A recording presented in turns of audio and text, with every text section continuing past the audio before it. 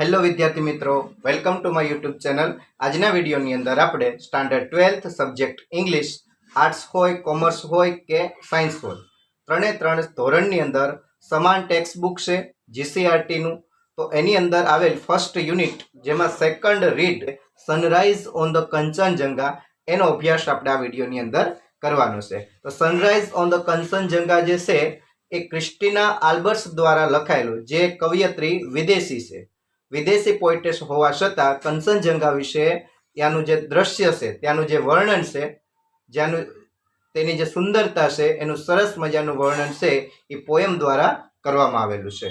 એટલે પોએમને તમારે સમજવું હોય ને, તો જેવી રીતે તમે ગુજરાતીમાં પોએમને સમજો છો એ જ રીતે ઇંગ્લિશમાં હોય. અહીંયા તો આપણે શું સમજીએ છીએ કે દરેક વર્ડ્સનું ગુજરાતી એટલે પોએમ આવડી ગઈ. ના, એ પોએમ આવડી હોતી નથી. તો બોર્ડની અંદર જે તમને પેરેગ્રાફ પૂછાય છે એ દરેક પેરેગ્રાફ છે એ જો આ તમે સારી રીતે અભ્યાસ કરશો આ પોએમનો, તો ડેફિનેટલી તમને યુઝફુલ થશે. તો ફર્સ્ટ સ્ટાન્જા, જેની પહેલી જ લાઈન આપેલી છે, ધ વેપર્સ રાઇઝ. હવે સૌ પ્રથમ તો આ વેપર્સ રાઇઝનો મતલબ શું થાય? તો વેપર્સ એટલે શું થાય? તો એક પ્રકારની બાષ્પ. તમને ખ્યાલ હશે કે ઘણા મૂવીની અંદર તમે એવા સીન જોયા હશે કે જેની અંદર વરાળ છે ઉપરની તરફ જતી હોય. જેમ કે આપણે કેમ મોર્નિંગમાં ચા પીતા હોય તો ચા ગરમ હોય તો તમને વરાળ છે એ ઉપરની તરફ જાય, તો એ પ્રકારની વરાળ છે. તો અહીંયા જો કંચનજંગા છે ને એ આખો બરફથી ઢંકાયેલો છે. તો બરફના કારણે વરાળ છે એ સવારના આકાશની તરફ જાય છે. ટુ ધ મોર્નિંગ સ્કાઈઝ એટલે શું થશે? સવારના આકાશની તરફ. હવે અહીં તમે જો સ્કાય છે એનું પ્લુરલ કરેલું છે. આમ જોવા જઈએ તો સ્કાયનું પ્લુરલ ના હોય, બટ કવિઓને અને ગ્રામરના રૂલ્સને કાંઈ જ લેવા દેવા હોતું નથી. એટલે આપણે અહીંયા પાછું આંદોલન નહીં કરી નાખવાનું કે ભાઈ સ્કાય છે એનું પ્લુરલ તો થાય જ નહીં, તો અહીંયા સ્કાય જ હોવું જોઈએ. ના, કવિ છૂટ જેને કહેવાય, આપણે કહે ને છંદની અંદર તમે ભણતા હશો કે કવિએ છૂટ લીધી, તો અહીંયા એવું સમજવું કવિએ છૂટ લીધી. તો પહેલો જ ક્વેશ્ચન આમાંથી બને કે વેર ડઝ વેપર્સ રાઇઝ, કે વેપર છે મતલબ બાષ્પ છે એ ક્યાં જાય છે? તો તમે એનો આન્સર આપી શકો ટુ ધ મોર્નિંગ સ્કાય. ત્યારબાદ clad in a purple glory. હવે જો એ સવારનું આકાશ છે એ કેવું છે? તો અહીં એનું વર્ણન પણ કરેલું છે. ક્લેડ, ક્લેડ એટલે કવર. તમને એવો સિનોનિમ્સ પૂછાય કે ભાઈ ક્લેડનું સિનોનિમ્સ શું થાય? તો તમે કહી શકો કવર. હવે એ પર્પલ ગ્લોરી, પર્પલ એટલે શું? તો કે જાંબલી રંગનો જે કલર હોય ને એને પર્પલ ગ્લોરી કહેવાય. એની અંદર ઢંકાયેલું આખું આકાશ છે. ત્યારબાદ નેક્સ્ટ જઈએ તો while the love light glow on the eternal snows upon the summits hoary. હવે આને આપણે પાછળથી સ્ટાર્ટ કરીએ. તો upon the summits hoary, summits એટલે શું? તો કે શિખરો. હોરી એટલે શું? તો કે એકદમ પ્રાચીન હોય, મતલબ એકદમ જૂના હોય, જેને એન્શિયન્ટ પણ આપણે કહીએ છીએ. તો હોરીનું સિનોનિમ શું થશે? એન્શિયન્ટ. મતલબ તમે જો સમિટ છે, હવે કોઈ વિદ્યાર્થી એમ કહે કે સાહેબ સમિટ્સ હોરી કઈ રીતે? તો હવે આજ કે કાલ બનાવેલા જ નથી. કોઈ કહી શકે શિખર ક્યારે બન્યા, પર્વત ક્યારે બન્યા? ન કહી શકાય. એટલા માટે અહીંયા એને જે કવિયત્રી છે તેણે યુઝ કર્યું હોરી. મતલબ શિખરો છે એ કેવા છે? એકદમ પ્રાચીન. On the eternal snows, eternal snows એટલે શું? તો કે એકદમ શાશ્વત, મતલબ જેનો ક્યારેય અંત ન આવે. જો હિમાલય ઉપર બરફ છે તો આપણે એમ ના કહી શકીએ કે 2 દિવસ કે 3 દિવસ પછી બધો બરફ છે પીગળી અને નીચે આવી જશે. રેડી? એ શાશ્વત છે, મતલબ ક્યારેય પૂરો ન થઈ શકે એવો છે. તો એના ઉપર શું થાય છે? તો કે ધ લવ લાઇટ ગ્લો, મતલબ પ્રેમ પ્રકાશ છે એ પ્રકાશિત થાય છે અથવા તો પ્રજ્વલિત થાય છે. લવ લાઇટ એટલે શું? તો કે પ્રેમ પ્રકાશ. તો પ્રેમ પ્રકાશ એટલે શું?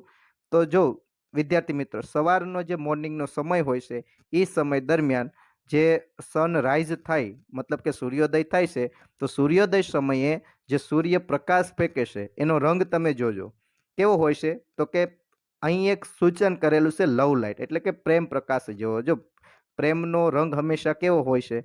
તો આપણે જાણીએ છીએ કે તમે જો કે રેડ હોય એનું મિક્સઅપ હોય, એની સાથે બ્લુ મિક્સઅપ હોય, તો આ પ્રકારનો જે રંગ છે ને એ લવ લાઇટનો હોય છે. તો એના એ જે છે પ્રકાશે છે, ક્યાં પ્રકાશે? તો મેં તમને એ જણાવી દીધું કે જે શાશ્વત બરફ છે અને જૂના શિખરો છે તેની ઉપર છે પ્રેમ પ્રકાશ પ્રજ્વલિત થાય છે. તો આ પહેલી સ્ટાન્જા છે.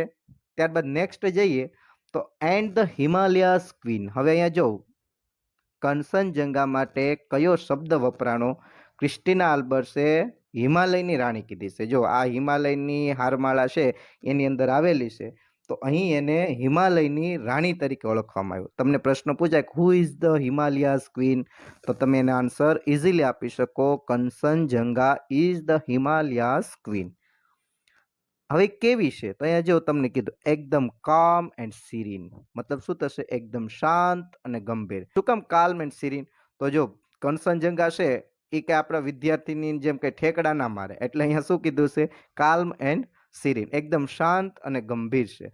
હવે શું કરે છે, તો કે રિટર્ન્સ ધ હેવન્સ ગ્રીટિંગ, મતલબ શું થાય, તો કે જે સ્વર્ગ છે એનું અભિવાદન કરતી હોય, એનું વેલકમ કરતી હોય એવું લાગે છે. In robes of white, robes of white એટલે શું, તો અહીં જો સફેદ કલરના કપડાં હોય, તમે ક્રિશ્ચિયન લોકોને જોયા હશે, તો એનો જે મેરેજ હોય ને, તો મેરેજ સેરેમનીની અંદર જે દુલ્હન હોય ને એ કપડાં પહેરે ને એ પ્રકારના કપડાં છે જેને રોબ્સ કહેવાય. શું કહેવાશે, રોબ્સ. તો જો એનો રંગ કેવો હોય, તો એ આખો ગાઉન છે ને એ એકદમ વ્હાઇટ કલરનો હોય છે.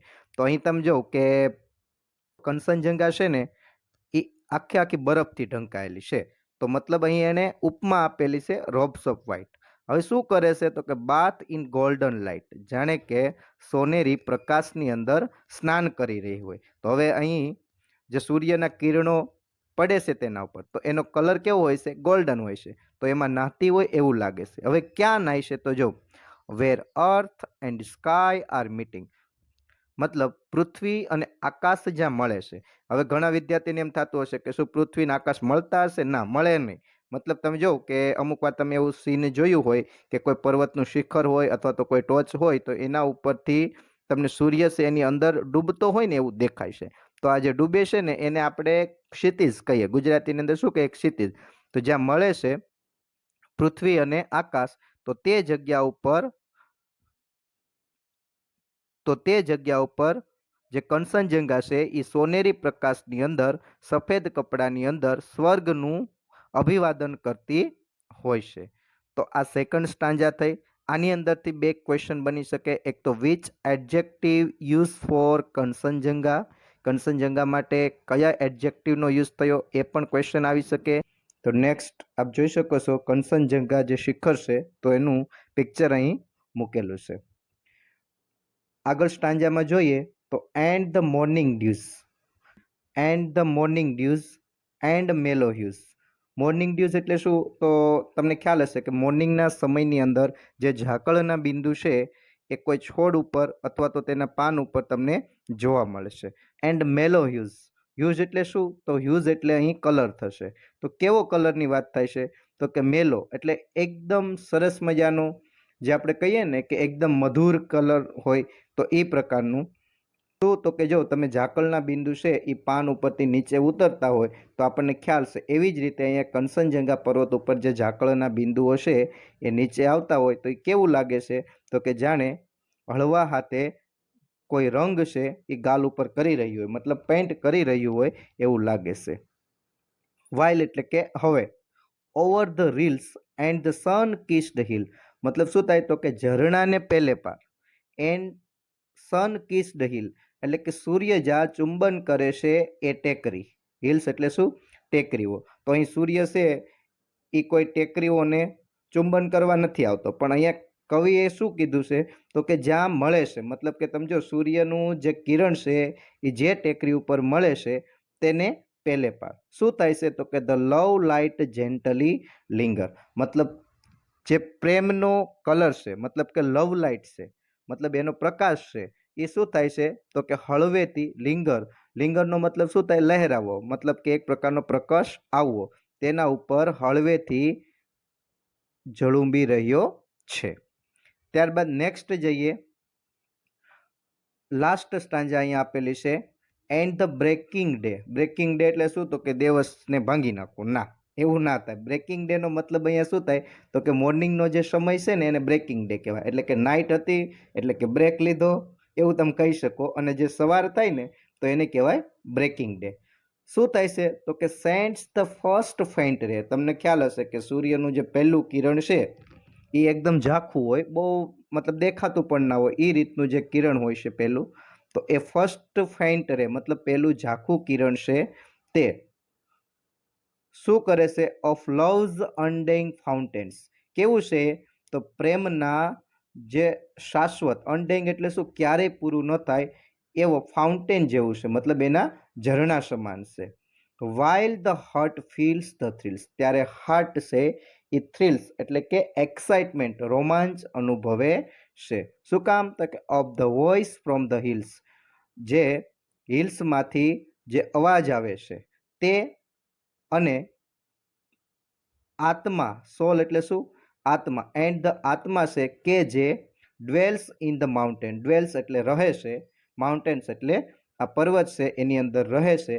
તેના અવાજથી હૃદય છે એ રોમાંચ અનુભવે છે. આ વાત કોણ કરે છે? તો કે ક્રિસ્ટીના આલ્બર્સ, જે અહીં પોએટ છે, એ કહે છે કે પોતાનું હૃદય છે આ દ્રશ્ય જોઈ અને રોમાંચ અનુભવે છે. તો આ સરસ મજાની પોયમ હતી. આપણે જોઈ, દરેકના પ્રશ્ન છે એને તમારે સમજી વિચારી અને એકવાર રિવિઝન કરી લેવું. ન સમજાય તો આ વિડીયોને ફરીથી જોવો, જેથી ડેફિનેટલી એ વિડીયો તમને સમજાઈ જશે. તો આ સરસ મજાની પોયમ છે આપણે જોઈ.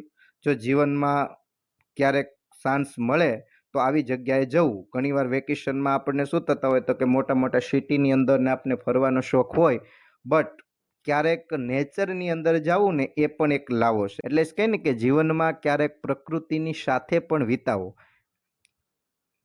છતાં પણ આપણે શું કરીએ છીએ તો મોબાઈલ, ટીવી, આ બધાની દુનિયામાં પ્રકૃતિ છે એને આપણે ભૂલતા જઈએ છીએ.